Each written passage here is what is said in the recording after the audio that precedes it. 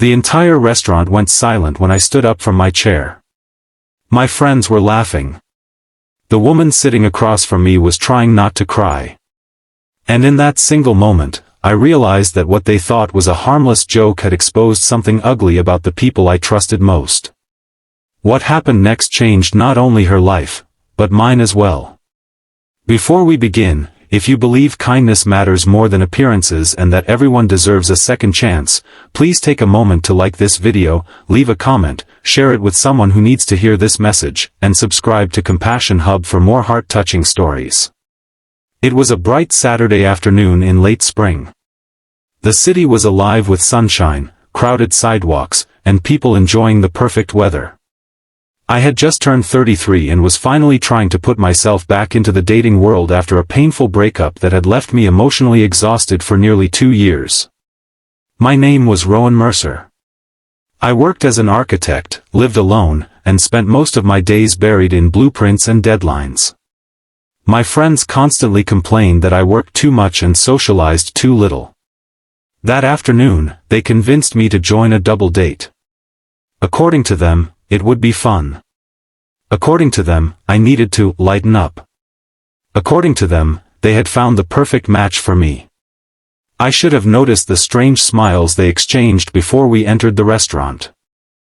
I should have paid attention to how they struggled to hold back laughter.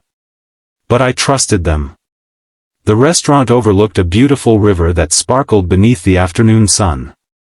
Families sat outside enjoying lunch while musicians played soft melodies nearby. When I arrived at the table, I immediately noticed the woman sitting alone. She looked nervous. Her hands rested gently over a very visible pregnant belly. For a brief second, I assumed she was waiting for someone else. Then my friend Grant introduced her as my date. The laughter around the table began immediately. Not loud enough for everyone to hear. But loud enough. The kind of laughter people use when they think they've created the funniest joke imaginable. I looked at Grant. Then at the others. Suddenly everything made sense.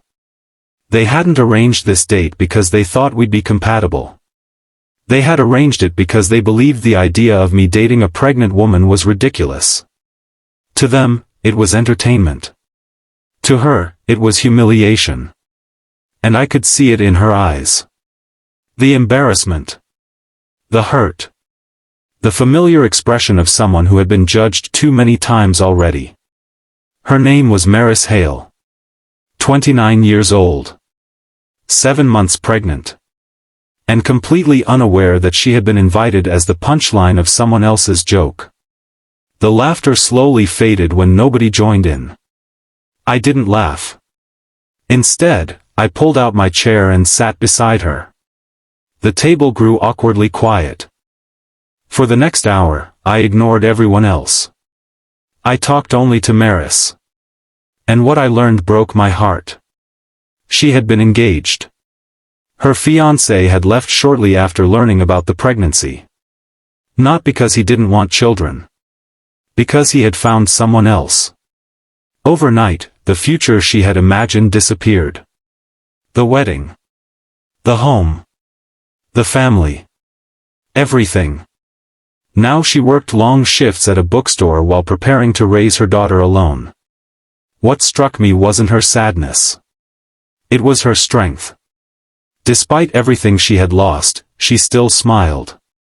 She still believed life could get better.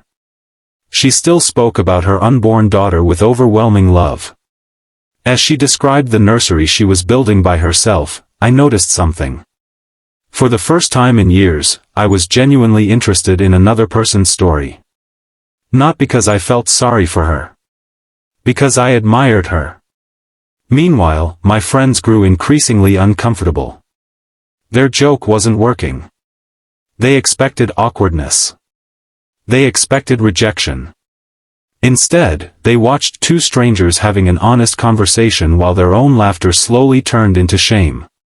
When lunch ended, I paid the bill. All of it. Then I walked Maris to her car.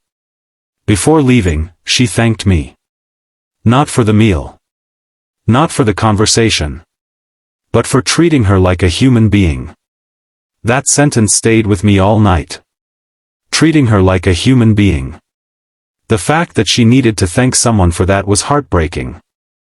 Over the following weeks, we continued talking. First through messages. Then phone calls. Then regular meetings at parks, cafes, and bookstores. Each day revealed another layer of her resilience. She worried constantly about the future. Medical bills. Rent. Childcare. But she never complained. She simply kept moving forward. One afternoon, while helping her carry supplies into her apartment, I noticed the nursery. Half-painted walls. Second-hand furniture. Boxes stacked everywhere. She apologized for the mess. I looked around and saw something entirely different. I saw courage. I saw determination. I saw a woman building a future from almost nothing. Without thinking, I spent the next several weekends helping finish the room. We painted walls. Assembled furniture. Hung tiny decorations. And somewhere between those ordinary moments, something extraordinary happened. I fell in love. Not suddenly. Not dramatically. Quietly. The way sunrise slowly brightens a dark horizon. Months later, her daughter arrived. A healthy baby girl named Isla. The day she was born, I stood outside the hospital room holding flowers. When Maris saw me, tears filled her eyes. Not because I was there. Because I had never left. Most people disappear when things become difficult. I stayed. And over the next 2 years, I became part of their lives. Bedtime stories. Doctor appointments. Birthday celebrations. Park visits. Tiny hands reaching for mine. Tiny footsteps running through the living room. Without realizing it, Isla became the center of my world. One evening, while watching the sunset from a playground bench, Maris asked a question that left me speechless. She wanted to know why I stayed. Why I chose a life that wasn't originally mine. The answer was simple. Because love isn't about finding perfect circumstances. It's about choosing people. Every day. Again and again. No matter how complicated life becomes. A year later, I proposed beneath the same riverside restaurant where we first met. The exact place where my friends had tried to make her a joke. The exact place where strangers had silently judged her. The exact place where everything began. She said yes. And when we married, Isla walked down the aisle holding a small basket of flowers. I don't think there was a dry eye in the room. Even Grant cried. The same friend who had organized the joke. Years later, he admitted something. Watching that lunch had forced him to confront how shallow he had become. He said seeing our family changed the way he viewed people forever. Maybe that's the greatest lesson of all. Sometimes the people society overlooks are carrying the strongest hearts. Sometimes the person others mock becomes the person who teaches everyone else what real courage looks like. And sometimes the worst joke imaginable becomes the beginning of the most beautiful story. If this story touched your heart, please take a moment to like, comment, share, and subscribe to Compassion Hub. Your support helps spread stories of compassion, hope, and humanity to people who may need them most.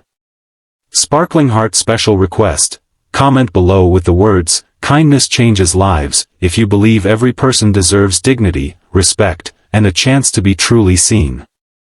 As the sun set beyond the river that evening, I watched Maris and Isla laughing together beneath a golden sky.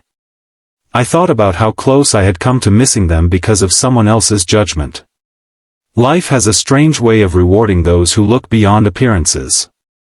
And standing there beside the family I never expected, I realized something simple but powerful.